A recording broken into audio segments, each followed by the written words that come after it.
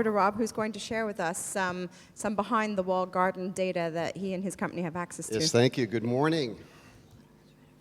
So, let's generate some data right now.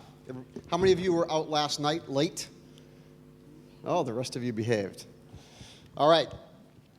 How many of you have a mobile device? Can you hold it up, please? Can you hold up your mobile device? I got mine.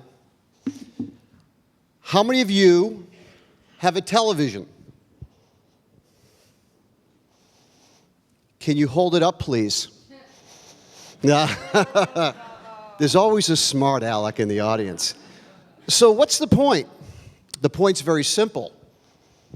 We're measuring the device we don't have. And mobile measurement's going to be very, very important going forward. I'm Rob Ciampa with Pixability. I've written a lot over YouTube and Facebook over the years, and we have a lot of research data with my data science team about what's around here. So at the round table later, we can go into excruciating detail. So we're forgetting that the increases in bandwidth across the world have resulted in a much better viewing experience. So we're watching stuff on our mobile devices, but what's most important is people don't realize that the level of engagement in the attention in mobile devices far exceeds any other medium right now. Very, very powerful element.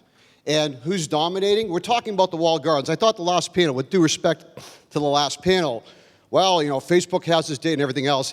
They do, and they don't have to play nice. Okay, and neither does Google and the big guys, because they're controlling 80% of the views. They're controlling the views in the market that's growing the fastest. Why are we spending so much time in the gray area, contemplating metrics that mean nothing? Unfortunately, the big guys aren't necessarily sharing as much as they should, and that's what we'll talk a little bit about today. So what we're seeing, and our data, we've been collecting data for over 5 years. We're seeing that a lot of the engagement, 50% of the viewable impressions. Now, looks like a few of us in the audience are over the age of 30. I'll turn 30 next year. But the reality is the audience that are making brand decisions, because ultimately we're talking about business here. Okay, we're measuring what's going to have an impact on business. And the younger audiences are on their mobile devices, and they're making brand decisions. They're viewing. They're not going to television. I'll talk about some statistics later.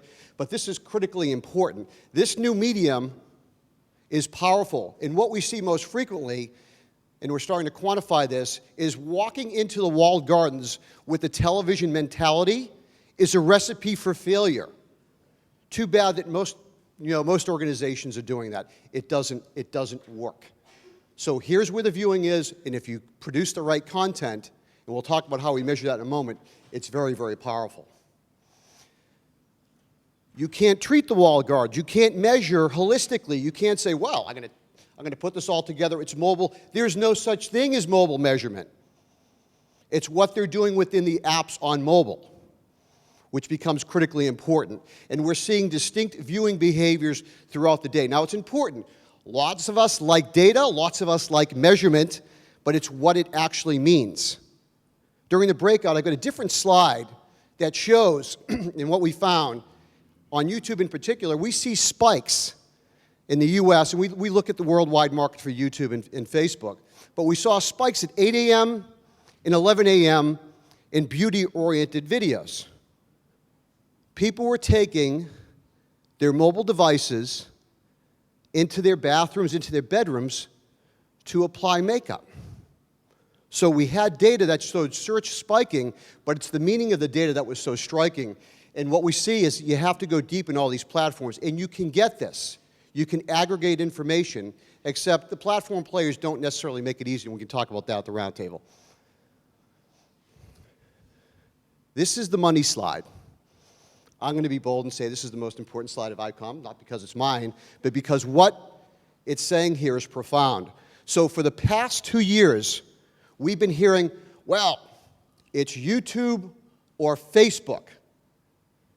And you try to get those two companies on stage with one another together, it's nearly impossible. It's YouTube or Facebook. Wrong. It's YouTube and Facebook. So we actually put together the first set of data, cross-platform campaigns, that show the power of video advertising. One is in the walled gardens, and two, it's when you combine YouTube and Facebook data together. When you combine their content together, there's an entirely different user experience. And so what we're looking through, the bottom axis is the view rates, and we're looking at the click-through rates. The engagement is fantastic.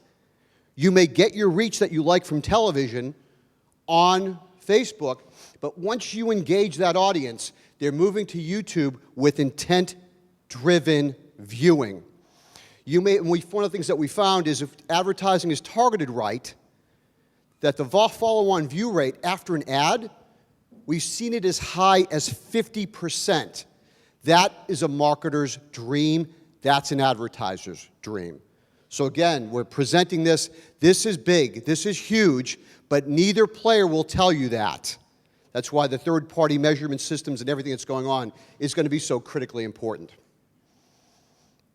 So what you'll see here is the platform players continue to evolve. So what we know about YouTube, Facebook, and we're also seeing the rise of Instagram, Snapchat, Twitter. Twitter's been actually interesting. And these platforms are evolving, not at the television rate, which is measured in decades of evolution, but sometimes in a matter of months. So again, these are constantly evolving, which makes mobile measurement somewhat difficult. And then finally, I've got lots of statistics. My slides will be online, so you don't have to take copious notes. But some of the data behind it is actually very, very striking. So we'll share some of that later.